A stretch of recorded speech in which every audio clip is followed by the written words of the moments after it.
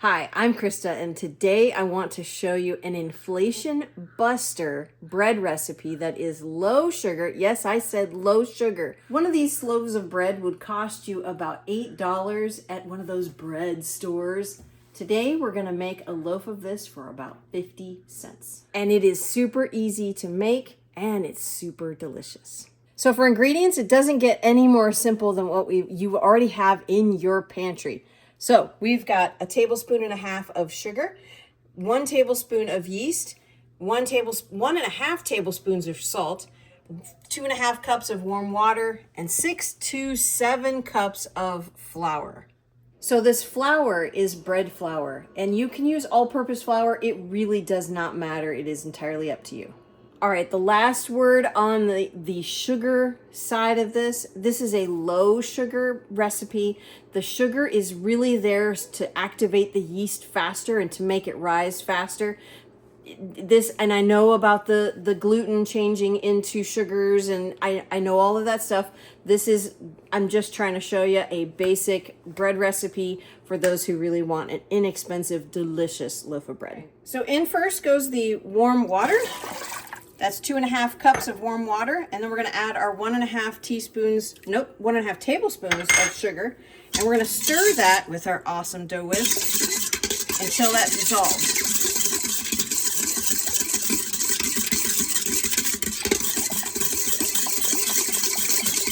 All right, now we're going to go ahead and add our yeast in. And we're just going to stir that just a little bit and let that proof for about 5 minutes before we add anything else. Now, a word on proofing.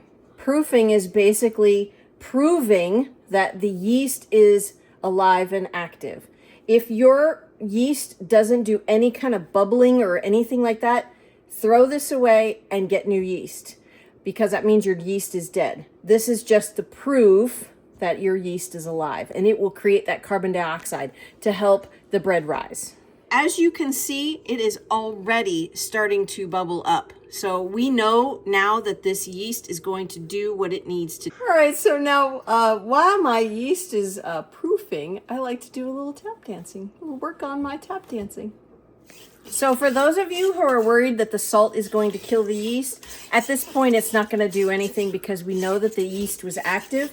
And so adding the flour and then the salt really does help the yeast not die. So now, as you can see, we need more flour, but we're not going to add too much at a time because we want a nice soft dough. So here's another cup, so that's 4. We're gonna add it slowly and incorporate it completely. Now, if you wanna use a KitchenAid mixer, which this bowl is, you're more than welcome to do that, but add your flour, again, 1 cup at a time. We want complete hydration of our flour. That's why we don't add it all at the same time. If you add all of the flour at once, then you're going to have a brick of a loaf of bread, and you don't want that. You want a nice soft dough or soft bread. Trust me, I have made my share of bricks in the past, and they're not good. Hey, I'm the guy holding the camera, and I can attest to that fact. That's my husband behind and knowing that there's a problem is the first step to recovery, baby. Thank you. All right, so if you have beefy arms, you can keep mixing it by hand. Go right ahead, but I don't, and so I'm going to go ahead and use technology to finish the rest of this. All right, so now I've got my trusty dough hook here. I'm going to turn this on low. Actually, I'm going to put this up first. That usually helps. And then I'm going to sprinkle in the 6th cup of flour and let it do its thing. A couple minutes, and that will all incorporate. And then we will see if we need more flour. We want complete 100% hydration of our flour. We want all that flour to absorb all the liquid in there and leave some. We don't want too sticky of a dough, but we don't want a hard brick of a dough. All right, you see what's going on? It's pulled all of the stuff off the sides. It's brought it into itself. It is a tiny bit sticky, as you can see it's sticking to the bottom. We're going to add just a touch more flour because it's not quite ready yet. So here we go. We're going to add just a touch. We'll just sprinkle that in on there and let it do its thing by drawing that off of the sides.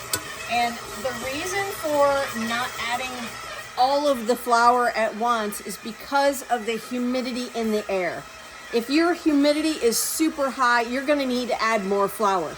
If you have a dry, arid place that you're living, you need to add less flour. So that's why we add it a little at a time. So that way, if you just add all 7 cups in there and you live in a dry, arid place, you're going to have a brick of a dough, okay? Or if you add only 6 cups of flour and you live in a wet area, humid area, you're going to have, your dough is not going to rise properly. It's just going to be super, super squishy. So check this out. Look at that. On the bottom there, it's all staying together. I think this is perfect. We're going to go ahead and put this out on the counter, and I'll show you what it's like. I'm adding just a touch of flour because we already have the perfect amount of flour. A lot of baking chefs will say don't add flour to your countertop because you want to pull it and and make it to work the gluten so that it will rise and do really well. So I just add a touch. Sometimes I'll add a little bit of oil to the counter, but this recipe doesn't have oil. We want to get all of that off of there. We don't want to miss any of that. There we go. We're going to scrape this out. So it's still a touch sticky, but that is really okay. This is going to be a perfect loaf of bread.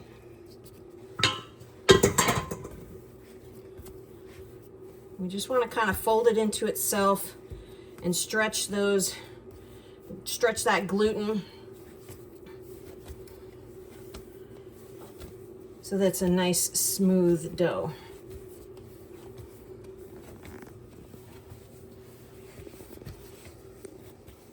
See that?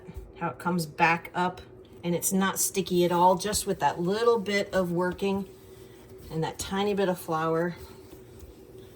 It's just perfect. Now we're gonna put this into an oiled bowl and cover it with a towel or a plate even. That's what I like to do, just to hold in that warmth, and then it will rise for about a half an hour, and then we'll be ready to work with it and make it into loaves. All right, here's what I like to do. I'm gonna take just a little bit of coconut oil, and then I'm just gonna smear this around in the dirty bowl. It really doesn't matter. We just want a little bit of oil here just to prevent it from sticking. And then we're going to take this, smooth it out just a touch, put this in there, and then I like to cover it with a plate because then there's no plastic in there and it just kind of holds in that moisture. It's really, really great. So we're going to let this sit for half an hour in a warm place.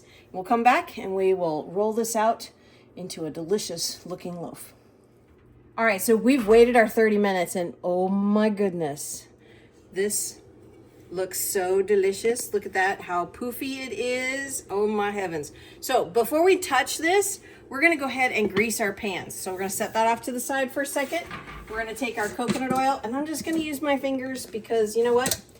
God gave you these first. So we'll take a little bit of this, flip it on there, smear this around, because we want a pan that it won't stick to, and it actually will help give it a nice crust on the bottom.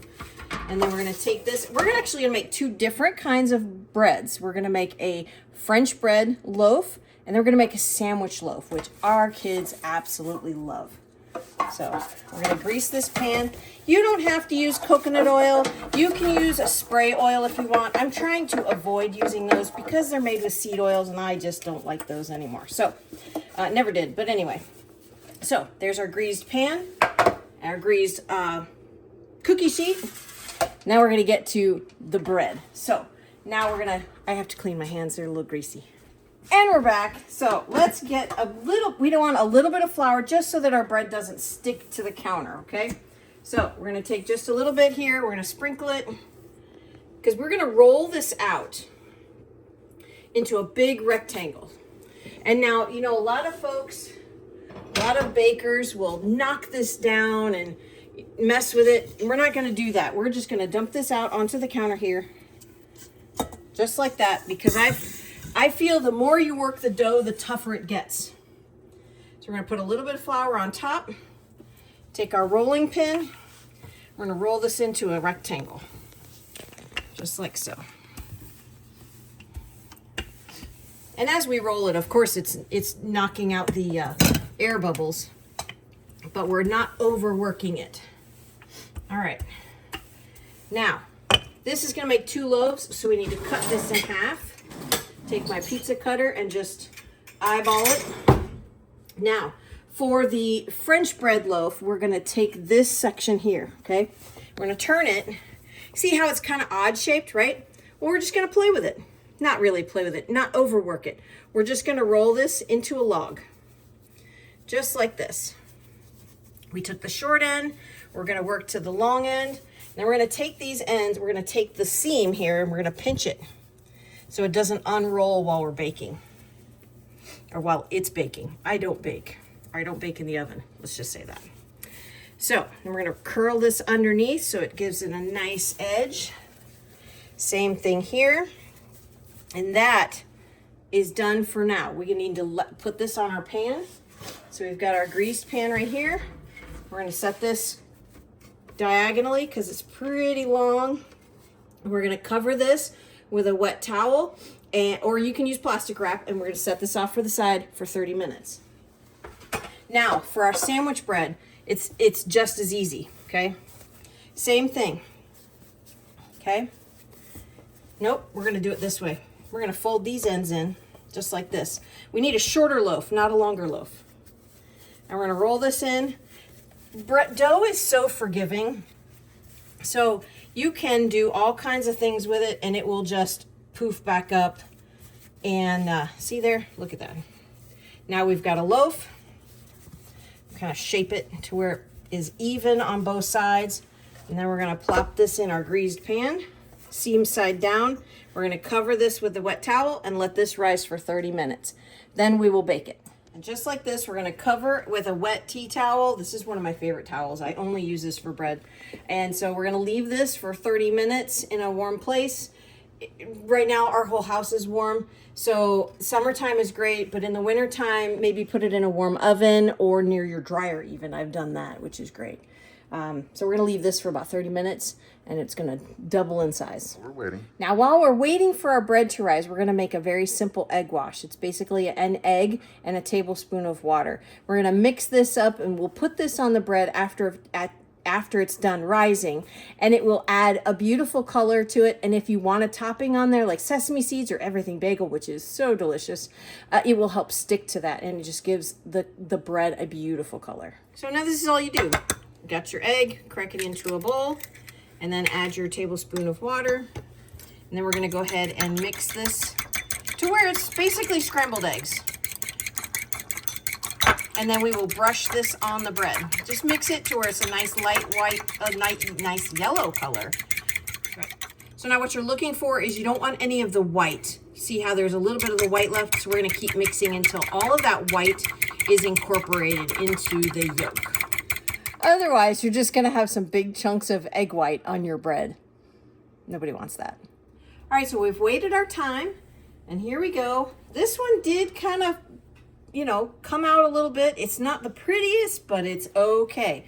So what we're going to do is we're going to take our egg wash, and we're not going to do this one. We're going to leave this loaf alone. And then this one here, we're going to decorate. We're going to take our egg wash and just brush it on gently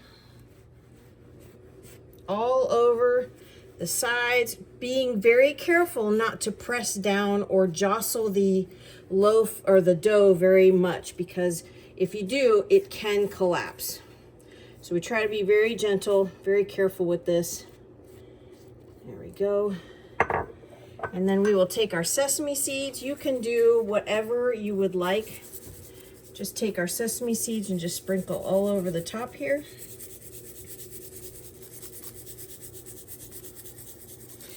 We've done everything bagel with this, and it turns out to be so delicious. But sesame seeds are delicious too. So we're going to take our knife. You can use what's called a lame, which is just a small blade, but we're just going to use a knife here, so you don't have to have special tools, and we're just going to score it just like that, ever so gently. That way then it can expand and rise in the oven, and it's so beautiful when it opens up and it's all golden brown and so delicious. All right, so we're gonna take these and we're gonna place them carefully into a 375-degree oven for 30 minutes.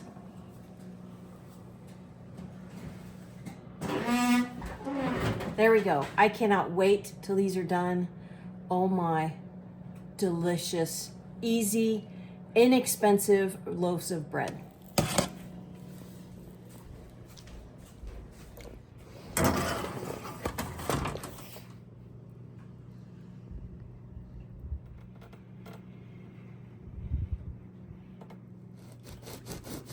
Oh my goodness, this looks so good. There is nothing like fresh homemade bread straight out of the oven. Look at that. Look at the crumb on that. Ooh, I can't wait.